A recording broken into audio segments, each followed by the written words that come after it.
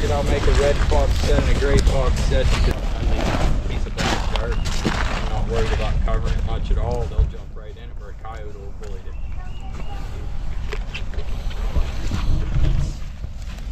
Say I'm doing a red fox set right here.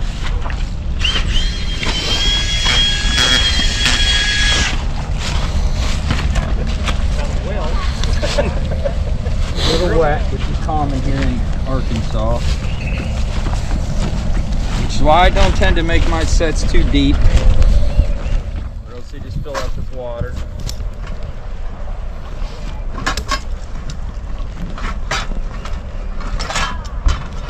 I tend to use a lot of drags when I'm trapping everywhere I can. If I can possibly make a drag work, I do. It's so much faster and easier. You disturb less dirt, you have to compact back in to get a good bed. And like this is a 2-pound drag. All the bigger that is all the drag you need for any coyote or cat or anything. People have these big 5-pound wolf fang, earth saber things that'll stop a hippo. And like this is all you need. And you can fit a dozen of them in a 5-gallon bucket with 10-foot of chain. I would literally just throw that back there.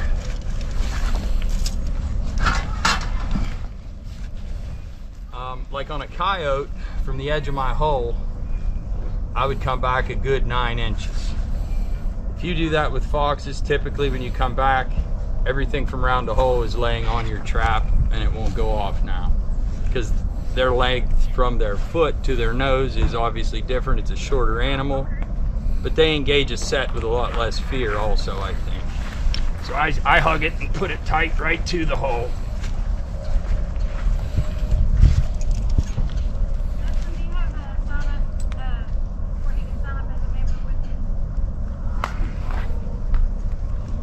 Of course, I pressed it down into the mud there.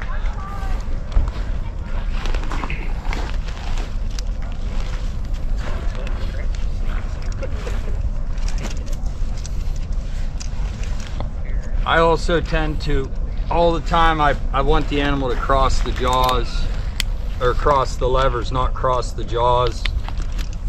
I don't know if it's right, wrong, or indifferent, but I generally place my trap about like that, and I don't care which way the dog's facing. I just want them to cross the levers like that.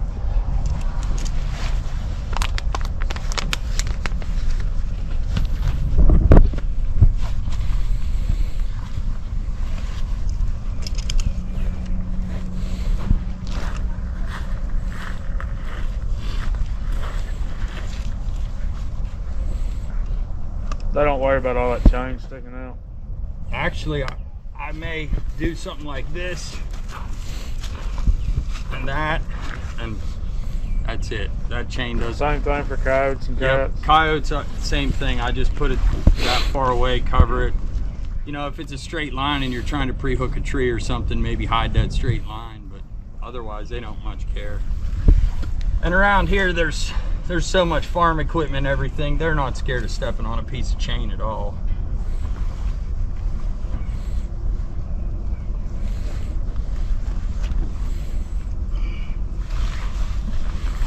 I've been in the habit of using peat moss inside the jaws for a long time.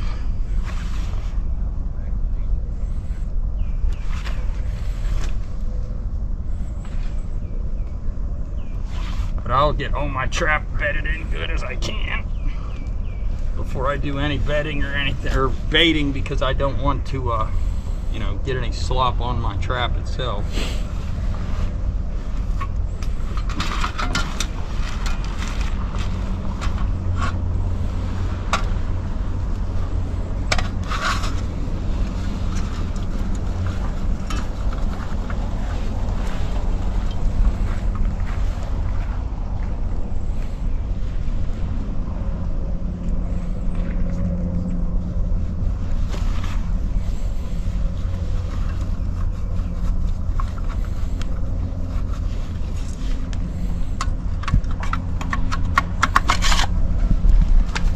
Like specifically for a red fox, I might do a little bit like this, but I'm gonna leave that unblended and fresh looking right there.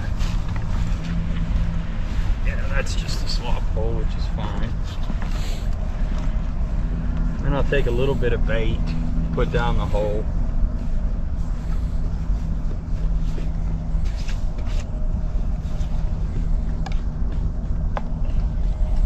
I've heard every side of the spectrum, everybody likes a different amount. I usually use like that much. Not much less, just because there's so darn many ants around here. They eat the stuff up so fast if you use much more than that. You have some to last for a while. I know guys that use big spoonfuls and they do fine. I'm sure you could use not enough. But that's pretty much it. Sometimes I'll add a little bit of sheep's wool down there just for some visual attractant to keep them hanging out a little longer.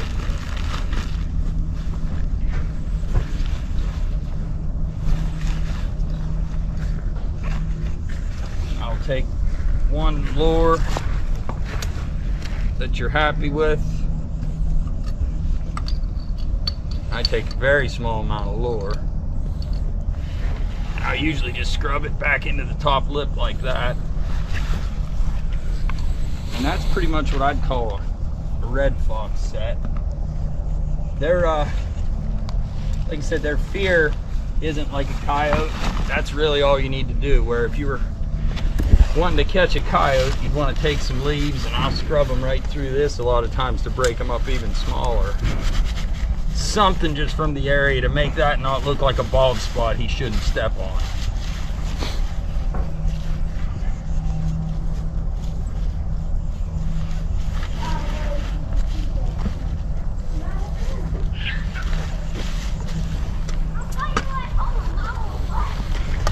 David, I wasn't recording when you were talking about the difference between a red fox and gray fox. Can you talk about that again? Yes, sir. And this is just my opinion and my experience. But in my opinion and my experience, a red fox isn't necessarily scared of much, and a gray fox almost acts like a cat. They want to be higher in brush. You certainly can catch a gray fox out in an open field, but if you have a population of red fox, you're going to be trapping them more where your voles and stuff are going to be, along banks, along transition brush lines, just like that spot there. But a good spot of backing where you have a scent attraction, a red fox is going to be a lot more apt to engage it fast and not crawl over the backing and do all kinds of crazy stuff the way a gray fox will do. They never approach the way you think they're gonna. Where a red fox, you can really block them in and they'll still engage the set, in my experience. And like I said, that's in an area where there is a large red fox population. In an area with less, they may be a lot more scared, I don't know. But try to do a gray fox, more gray fox set for you over here.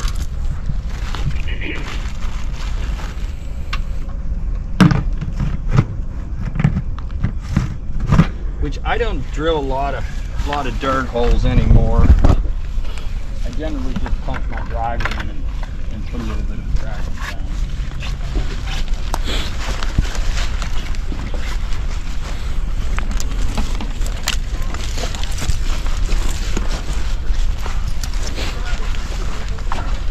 What you like that? They really want you to play. Now, gray fox, honestly, this trail right here, it's probably more likely back in this brush, but I'm just going to do it out here. I trap them almost like, I catch them mostly in my cat sets. It seems to be like you make cat sets, they appeal to gray foxes to me. They like skunk, they like all that stuff. They definitely like to hunt in the brush, big time. But I'm gonna go clear back here is where my attraction. I'll probably do 2 or 3 punch holes like this. I'll just wallow them out so I know where they're gonna be, and then I'll put my trap in and bait them. That's all I'm doing for fox. And then I'm gonna come right in here, leave these sticks, which I arranged this way. I just pulled them out this way to try and discourage a coyote.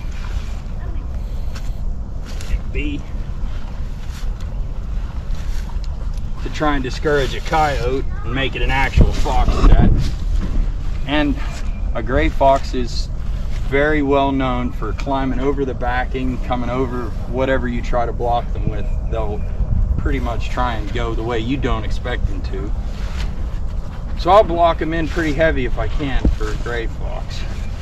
And again, I have a hole there and a hole there. That would be about how far you'd want a coyote. So you're gonna come in real close like that with a gray fox.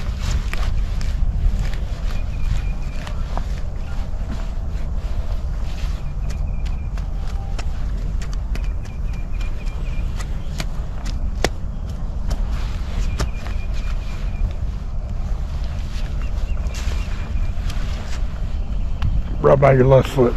There you go.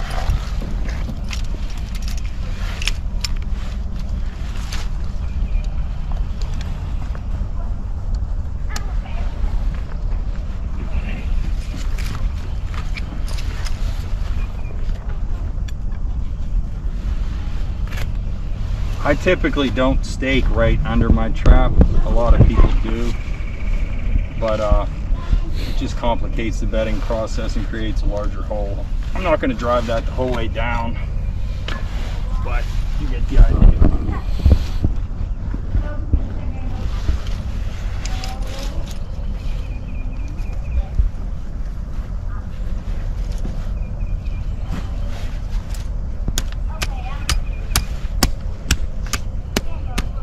And all my coyote sets and everything, like, that's enough worrying about the chain. That's dealt with.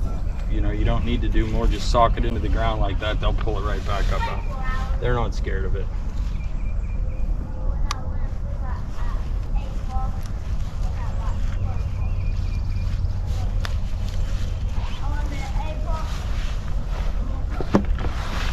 I'll take just a small amount of peat moss and put inside the jaws. Try and keep material from making it down underneath the pan as the weather hits it.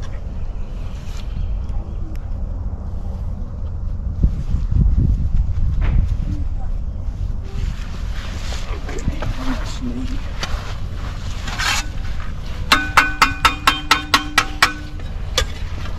And if I have to get some fresh dirt, I just take a couple steps and don't really overthink it too much and try to get some stuff that's going to be dry. It's going to be a tall order today. Fresh mud. Got a lot of mud, yeah. I'll use a little bit of the mud just to kind of sprinkle on it for color, and then I'll put some leaves on it. Boy, that ain't working too well at all, is it?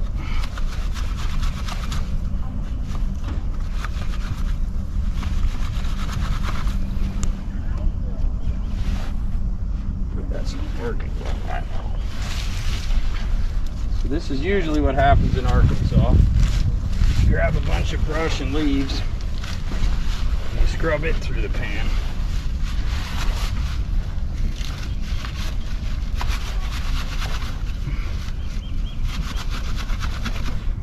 Break it all up on this pan to where it's not going to jam the jaws.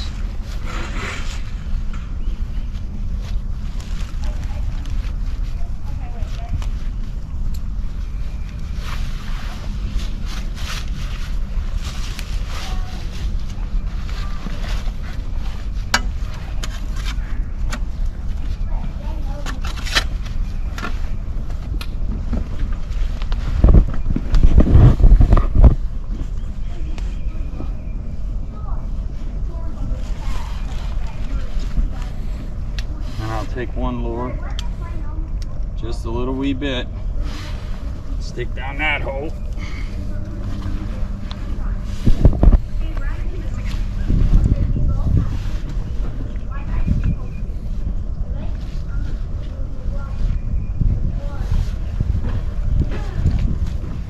Take the other lure, stick down this hole.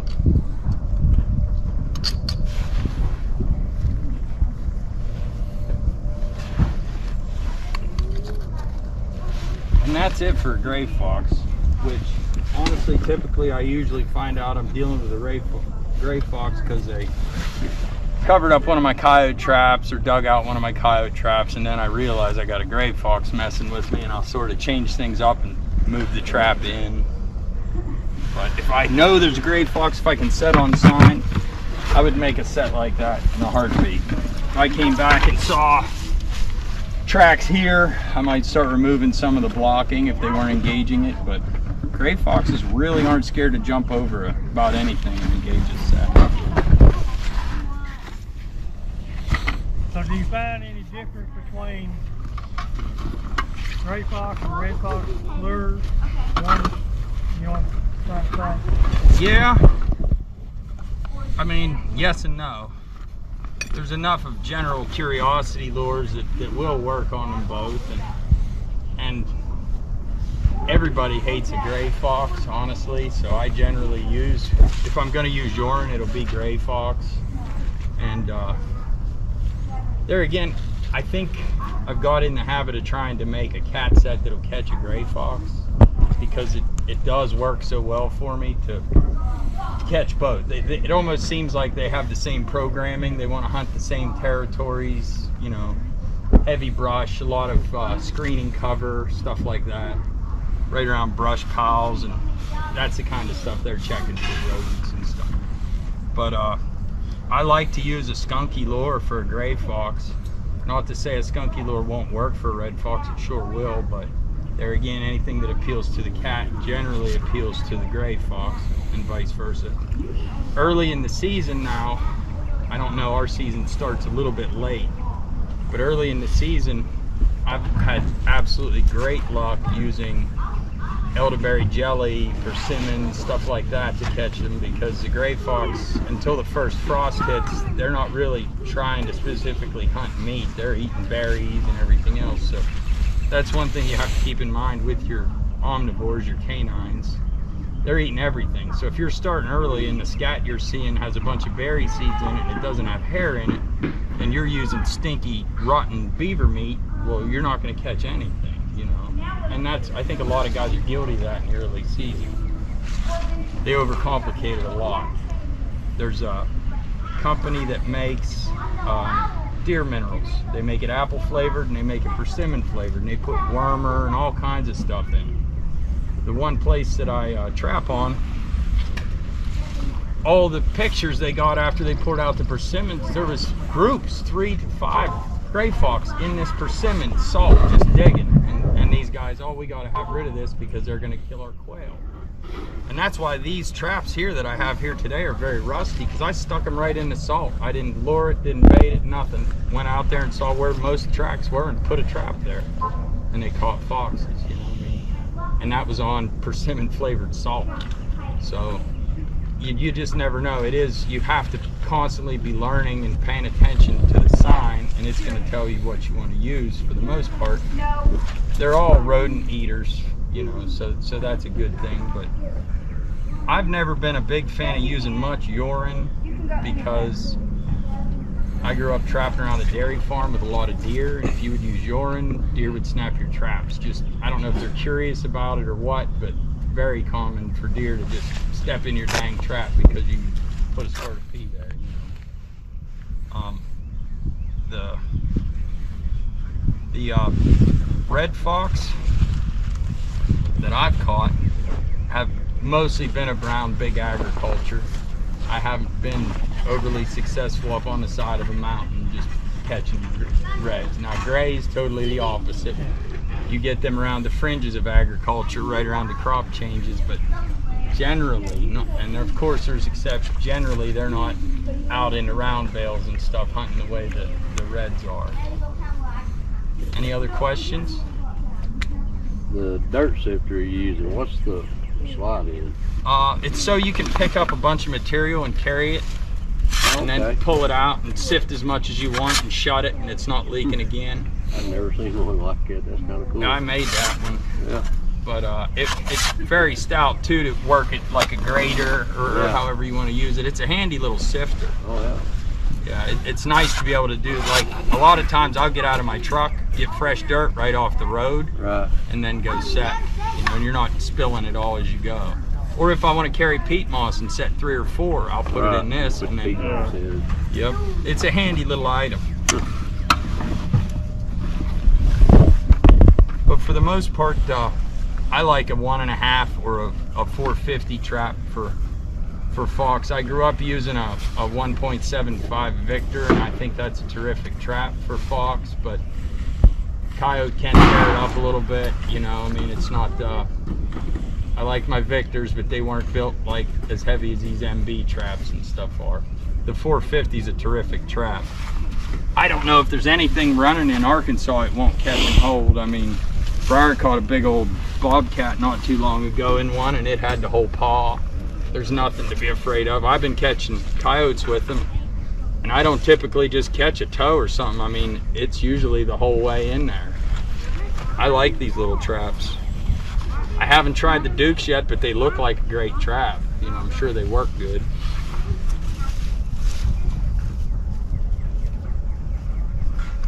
See if I can get caught here, huh? How big is like dyeing your traps and all that, waxing them? Well, Depends on who you ask. everybody's got a difference, and the best answer I would give is whatever you have confidence in is what you should do, because you could take a brand new trap with oil on it, and if you're on location, you're going to catch fur. Now, in my experience, I've tried the Full Metal Jacket and the Zepp floor wax. You dip it, you give it 3 or 4 days, and it turns perfectly clean and hard, and it seems like it's going to be great. You bury it in ground that's wet like this and come back, and it looks white and milky and hazy, and you can take it right off with your thumbnail. When you smell it, it's effervescent, that same scent it did before it cured. I don't believe in that stuff one bit. I don't think it's any good at all. If you want to put something more than paint on your trap, wax is probably the right answer. Keeping in mind then, you have to really pay attention to where you put your traps, because wax holds scent. Like all your scented candles, wax holds scent. So you have to be careful with wax. A lot of times your speed dips, if you have the time ahead of time, are probably your best answer. You know, I like wax. I wax my traps, but it's just sort of an old-fashioned thing. I don't know if it's right. It just makes them feel like they fire faster to me, and I like wax on them. Don't wax your conibears. No, no conibears. No. Little tip right there, do not do that. Yeah, you'll end up with one of these crooked fingers like that one with the wax. And that wasn't wax, that was just me being dumb the other day with a 330.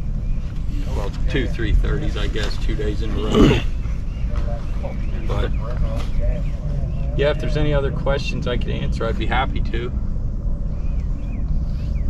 Well, all right. They use neck coat to dip all mine. Neck coat.